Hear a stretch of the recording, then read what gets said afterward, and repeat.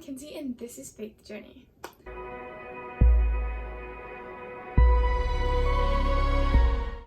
Today, I want to share with you about my recent trip to Mexico. This was my 5th time going. It was a missions trip with just a few people from my church, and it was awesome. So I just want to share with you about that.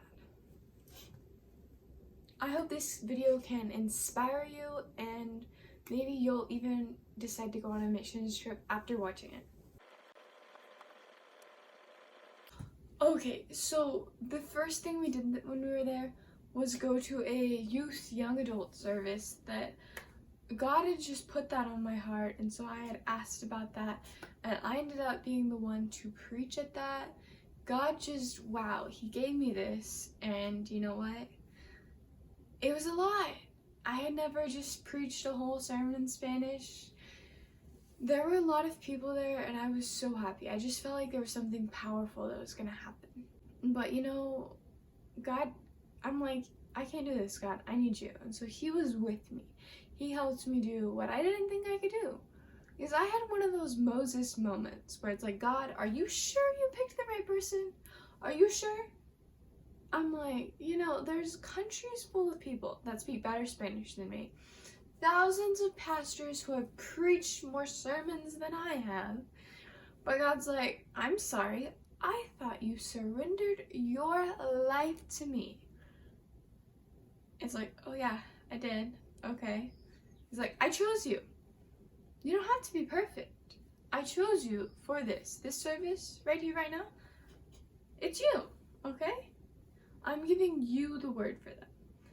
And you know what? It wasn't perfect. The fans were loud. I may not have talked the loudest. And there was this adorable little baby running around and distracting everyone, myself included. But you know what? I got through it little by little. I pulled out my Spanish Bible and I was flipping through. And you know what? It wasn't perfect. And it didn't need to be. It was my first time doing something like that. And what I needed to do was be obedient, be willing, okay? God's not asking if you're ready. He's asking if you're willing. Because you know what? We're never going to be ready. But yeah. So there were 4 pastors there supporting me, and that meant the world to me. Some people might get nervous about that. But the fact that they would let this 17-year-old girl who didn't speak fluently, you know, hadn't a lot of experience, but had a heart, had a passion for this. They let her speak. They respected her with their time, with their churches, with their people, and like, yes, it was amazing. And I'm so grateful. I was terrified, but I made it. I made it, guys. Thank you. Thank you so much. I would love to tell you every single thing, all of it, but you know what? I already talked too much. So I'm just gonna tell you some highlights, some of my favorite parts. And one of those was on Monday morning. The people from the church there made hundreds of little chicken sandwiches, and there was jugs of juice, and we went to pass it out to the immigrants on the streets. Because we were right at the border, and there are so many people just waiting to get into the United States, stuck in Mexico, waiting, and they have little to nothing. Most of them lives in tents or not great, and they can't work, and it's a lot. And so just bringing them a little bit of food, a little meal, it means a lot to me, and to the people there. They love being able to give to these people that have even less than they do. And a lady from my church had given me some little the chapter of John in Spanish, little Bibles, and so I thought that would be the perfect place to pass them out. And so I was asking people if they wanted a little one. I didn't have a ton. I didn't want to like force people to have a Bible, but you know what? Some of them were just, sure, I'll take one. And then the pastor there, he's like, oh, I have tracts. I'm gonna go get them out of the car. And so he hands me these like hundreds of tracts. And so I'm just handing them out to the people in line. And most of the people there were Haitians. Like, there were hundreds of Haitians. And so I'd asked them if they spoke Spanish, because quite a few of them did. They had been in Mexico or other Latin American countries for so long, they had learned. But if they didn't, I'm like, oh, do you speak French? And they'd be like, yeah, especially the little kids. And so then I would talk to them in French. Or some of them even spoke Portuguese because they had lived in Brazil on their way to America. Like, wow. And so I would talk to them in whatever language they felt most comfortable in, whatever they wanted. But I just wanted to be able to communicate with them, communicate to the language of their heart, to show them that they have value. Because you know what? So many times when people don't understand what you have to say, you feel like what you have to say doesn't have value. And when you feel like what you have to say doesn't have value, then you feel like you don't have value. And that is not true. Everyone has value. And so maybe it's just making these kids who don't often get to talk to strangers because nobody understands them, who don't have a lot of friends because they've been moving and moving, who probably don't even get to go to school and stuff, making them feel like what they have to say has value. That blessed my heart so much. And you know what we did wasn't a lot. It may not have changed their lives in that big of a way, but just being willing to go out, reach people, meet them where they're at. We gotta pray for one lady who was sick but couldn't go to the doctor, and it's hard. And so I encourage you all to pray for these people.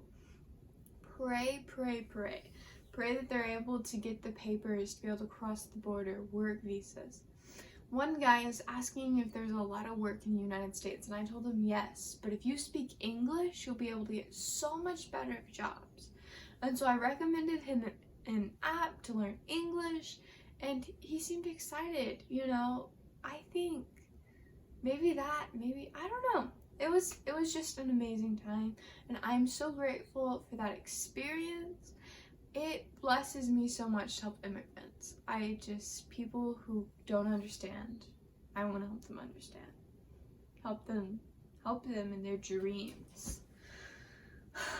So I did some translating this time, a lot less, no like big sermons. I just translated a little bit of a children's lesson, and then communication. But my dad and my pastor, their Spanish is getting so much better.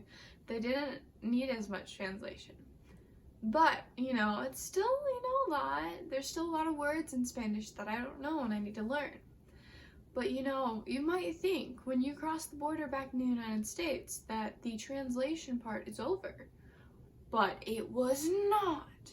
So we were trying to catch an earlier flight back because ours was so late. And at first I'm like, chill, right? But then there was a big storm back home, and so the airport there is shut down, and for 2 hours. And so even the early flight got backed up, and it ended up being almost as late as our original flight. So thankfully we made it on. But since we just kind of got put on, we weren't all sitting together. And so I was sitting in the middle of the row. So on one side was an older man, and he was like a college professor and stuff. You get the idea, right? And then on the other side was this lady from Ecuador. She didn't speak English, and the guy didn't speak Spanish. And so for a bilingual person, I think, God put me on the perfect spot in the plane, right between the two. They were both nice, and I talked to them. I'll go back and forth talking to one, talking to the other. And it was the lady's first flight. She told me that she had been walking from Ecuador to the United States for 2 months. And so she was so excited to get a video and all that. And the funny thing is, 6 months before, I was that excited first flight one, right? But then this time, I was able to be the experienced flyer and help her out. And I even got to translate a little bit for her. I was like, okay, so they're gonna bring drinks, so pick from this list of which one you want, and do you want to sell them or do you want me to? And she wanted me to. And then like when the pilot was announcing things and stuff, I would translate that. One time he made a joke, and so I was like, okay, translating the joke and stuff. I love translating jokes. I mean, obviously if they're translatable, but it's just so much fun to make people laugh. But it had just really been on my heart since the last time I had gone to Mexico to help these immigrants who didn't speak English. Like, to me, that's just so important. I really wanted to do that. And so getting to do that with this lady, even if it was just for an hour or something, just a little bit, it meant a lot to me, and I just enjoyed that a lot. So yeah, I praise God for his timings and his divine appointment, and he's definitely at work. He hears your cries, and he's gonna answer those prayers, so keep praying, okay? So we had an amazing trip. It wasn't exactly how we thought, and that's okay. But we had a good time, and you know what? God was working. God was moving. I believe it. Amen. Okay? So I hope you enjoyed this video. I can't wait to share more about my Mexico adventures with y'all. So if you're interested in that, in growing in your faith, and following my faith journey, seeing me grow, then let's go. Hop on the train and subscribe. Also, if you could like this video, that encourages me to make more videos, because sometimes we all get discouraged, am I right? Okay, and I'm going to say goodbye. Thank you so much for being my friends.